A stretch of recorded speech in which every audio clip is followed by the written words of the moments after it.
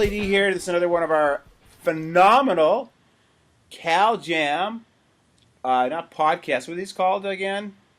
Skypes. Excuse me.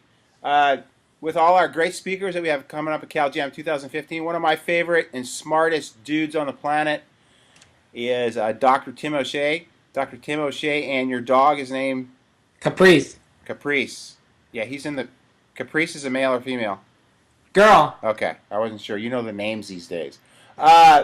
So your topic this year is something that you introduced me to, was the collagen. Yeah. And I've been getting a lot of dramatic results. I know that's considered mixing, but it's just basically a nutritional supplement. Why don't you explain a little bit about it? Yeah, I started getting into it years ago. I have a whole chapter that explains my history with it on my website, thedoctorwithin.com. There's a 30-minute video at the beginning of the chapter. But just basically, collagen is the largest and most abundant protein in the body. It makes up all our structures, our musculoskeletal and all the organs and skin, everything. As we age, collagen production falls off. And that's why we have sagging muscles, sagging organs, and sagging everything as we age. So, there's all kind of collagen supplements, and I've been researching them for a long time. And I finally discovered that if you can get one that has a very small molecular weight, it's completely absorbable. It doesn't have to be broken down first. And that's the problem with whey protein and milk products. They have to be hydrolyzed first, and then you have to expect that the body is going to use them. This product, it's already at 3,000 Daltons. The molecules are already the usable building block size. So that's why you and me see so many dramatic results, not only with the joint patients, the arthritis, the knees and shoulders, which are always problematic for chiropractors, but I'm talking about organic stuff too, like arterial problems, heart problems, female problems, prostate problems, dramatic things like that we cover too. And I didn't understand it first until I went into the cell physiology of it and the reconstruction of, aging organs and tissues. Yeah, and if somebody wants to find out more about it, I refer people to you all the time as far as, when I've got major cases with you for phone consultations, which you don't mind me doing that, do you? No, hell no. Okay, good. I wasn't sure if, how busy you are. But also your website, as far as websites are concerned with health issues, is right on. It's you are obviously, I've mentioned this many times, you're my favorite author. In fact, I went to Indonesia and I took your book again and read it probably I don't know, I just like to refresh my memory on that stuff because, after a while not touching base on that stuff. Mm-hmm. And just your style of writing and wittiness and your sense of humor and your cynicism is unparalleled by any other of the authors that I read. Let's talk about something else that, I've been on for probably over 20 years, and people are starting to wake up to this as well, and we'll talk about one other issue that I want to talk about. Let's talk about the one issue that I want to talk about is the vaccine stuff, which I think is just a dying, failing paradigm, and I think that's what this whole Ebola push is about. And, I've kind of heard both sides about Ebola, but I think Ebola is just another scam hoax that the media is pushing to promote a dying vaccine injury. What's your opinion on that? Mm-hmm. See, my opinion is that your first instinct, you hit the nail right on the head. That wasn't my first instinct. I thought it was a real outbreak, and then a real outbreak that could be utilized in order to promote a global vaccine. That's what I thought at first. But I've been researching this for 3 weeks. I just got done writing a completely referenced 15-page summary of it. So I don't have an opinion on this. I have knowledge. And I'm telling you, my research is pointing to the fact that, okay, Ebola has been around since the 70s, right, in Africa, and there have been very few cases, just enough cases to keep it on the books year by year. And now suddenly in the last 2 months, these guys are telling us that all of a sudden we got freaking 4,000 or 5,000 people suddenly dying of it, right? And a couple people brought it into America, right? Well, that is suspicious right there, because what would cause them to die all of a sudden in those huge numbers just in Africa alone? So you have to ask yourself the question, how are they diagnosed? That The is only the way question, buddy. yeah, that is the question. So here we are, I'm Carrie posting Mullis. about it today. What? I'm going to post about all that today. Yeah, well, I'm yeah, and it's going to I be in think my it's a big. I newsletter think in a number few one, days. it's a weapon of mass distraction, is what I'm trying to. They've thrown that out because they had that huge whistleblowing thing about the CDC and their fraud with the autism MMR link. They're trying Yeah. to cover that up. I mean, why was that never covered on any of the news? Yeah. Oh, well, we know that. Oh, I was just talking to John Rappaport, and he told me that he heard that Andrew Wakefield was involved in encouraging that whistleblower to step forward. I have to talk to Wakefield and ask him if that was true. Because, you were wondering about this guy. That was in '04. Why did this guy suddenly have this crisis of conscience after all these years? But it was something like that. Right, Uh, right. John Rappaport? Oh, No more fake news. I read his stuff every day. Do you get his newsletter? Yeah, Yeah. yeah. In I his mean, I site. love his stuff because Yeah. I started having these, even self concerns about, is this really Ebola? Is really a crisis? But I mean, number one, there's not really any significant diagnostic test actually to discern whether a person Yeah, has Ebola. yeah, You got the exactly. CDC who makes up all these numbers when it comes to all the epidemics that they've had for SARS, H1N1, bird flu, or whatever the Yeah, flu is, swine flu. Every year it's the same, the boy called wolf, and it's like, it's the same friggin' charade every year, and it's just like, if you don't see that, and again, I don't think the vaccine will do anything besides create even, a lesser immune competence. And I think those that get it are going to be more prone to getting Ebola if Ebola is actually even a real situation, which I don't believe one bit it is. Again, I just think the media is controlled by people higher up on the food chain, stopped. i.e., Illuminati. I mean, maybe that's a little radical for people, but people need to start waking up to a lot of things that we're going to cover at CalJam. Yeah, that's good. I agree totally. And the thing about it is, if and when this bogus vaccine gets approved and rushed through the approval process without even being tested, that's what they're going to do. It's not going to be added to the mandated schedule for all children here in the United States. Where are they going to use it? They're going to use it in Africa, where the people Right, are already immune suppressed. And right. like you say, it's going to make them sicker.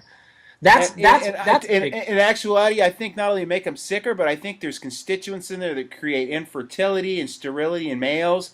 I think there's also, I wouldn't even doubt if they put Ebola in the vaccines to cause the Ebola that's going on there. And, it's just, you got to look at the other side of the coin. They have so much to benefit by all this just media hoax that's blaringly, obviously, and I don't watch TV, but it's just like, even if I'm at the gym or somewhere and I walk by a TV, it's always, all I see is Ebola, Ebola. I walk Yeah. I'm in the airport and I walk in the magazine rack, is Ebola, Ebola. It's just mass hysteria to sell an agenda that is literally dying, and it's failing, number one, and dying. And people are waking up to the whole vaccine thing, at least especially here in Orange County. And people want to try to prop it up with like, oh, we've got this measles epidemic. Well, again, that's your CDC, which I have zero faith in a lot of what our government officials say. I have zero faith in what the CDC tells me. I go with my gut, and I go with my own self regimen as far as my own health care is concerned, rather than relying on a bunch of people that are just basically corrupt crooks that are just sold out to everybody else that's got the money. And also, there's also the figure of control and depopulation, which comes into the picture as well.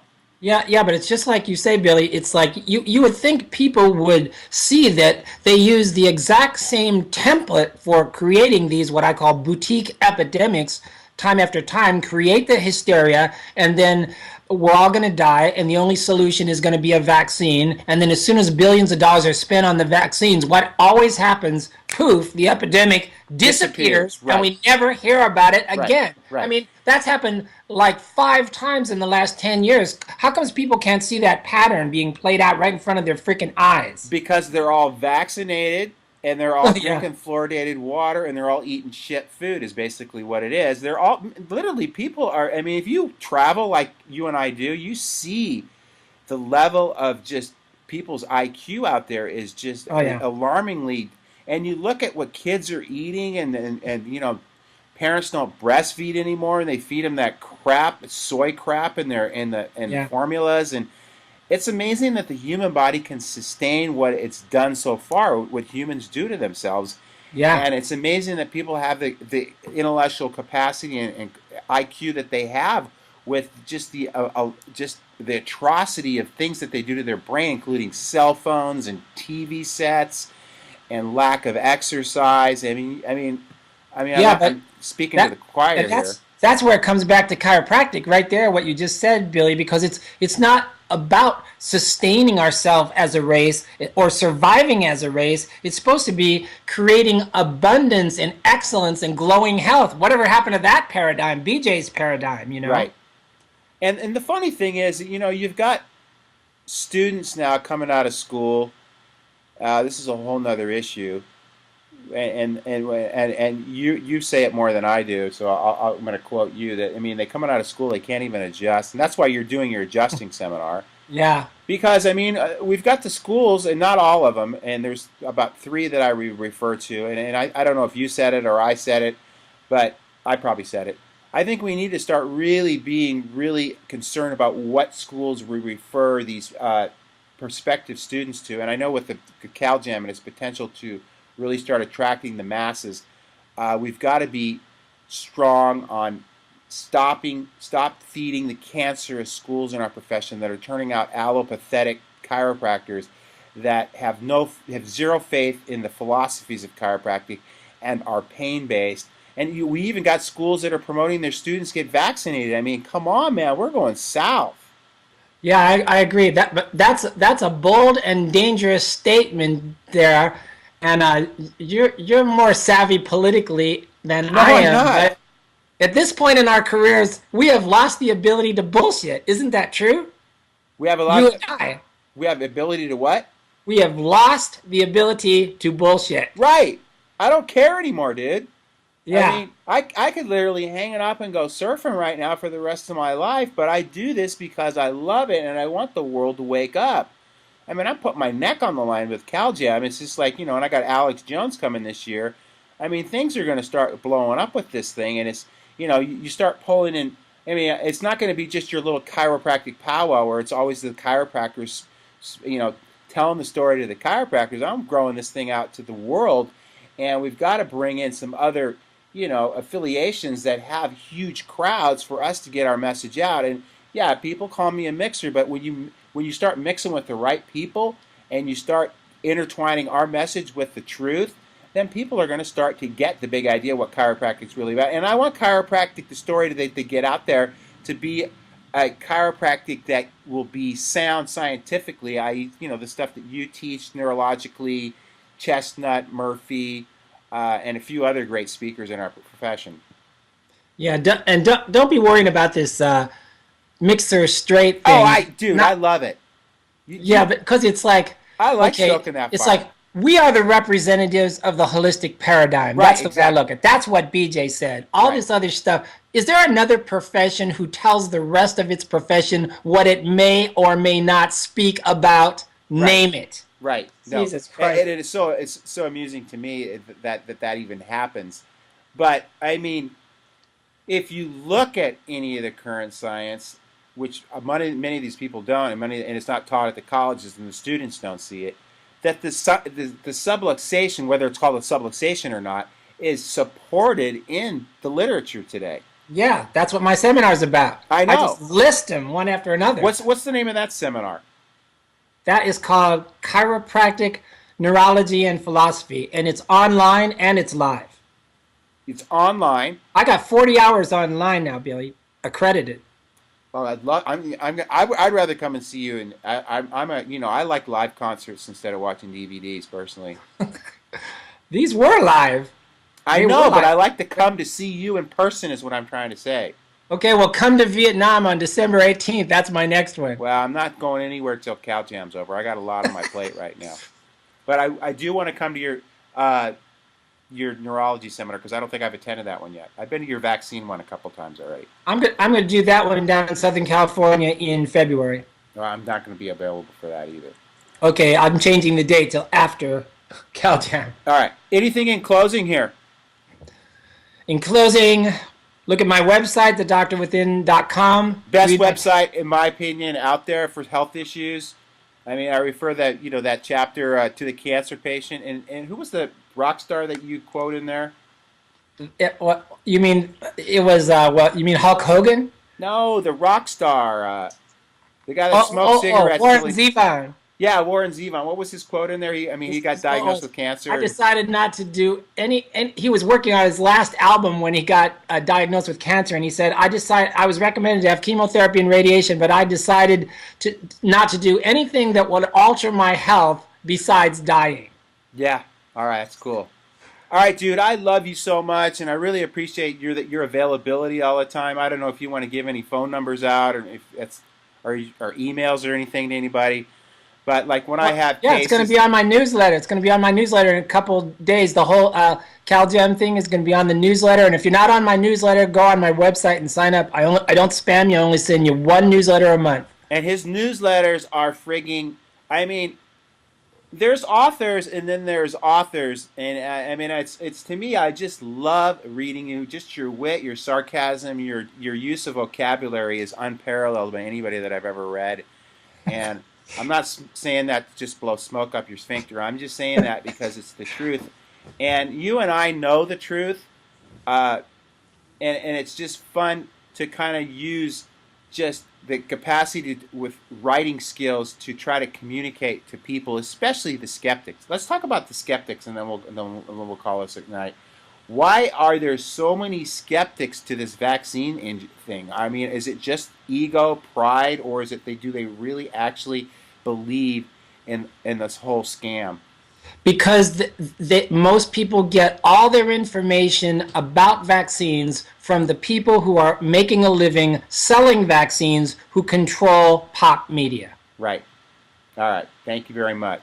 All right. Signing off with one of my favorite scientists on the planet, my favorite authors on the planet, Caprice and Dr. Tim O'Shea. Thank you, Dr. Billy Tim. G. Come to CalJam, Hey, everybody. Caprice, rock and roll. All right, man. Over and See you, out. Billy.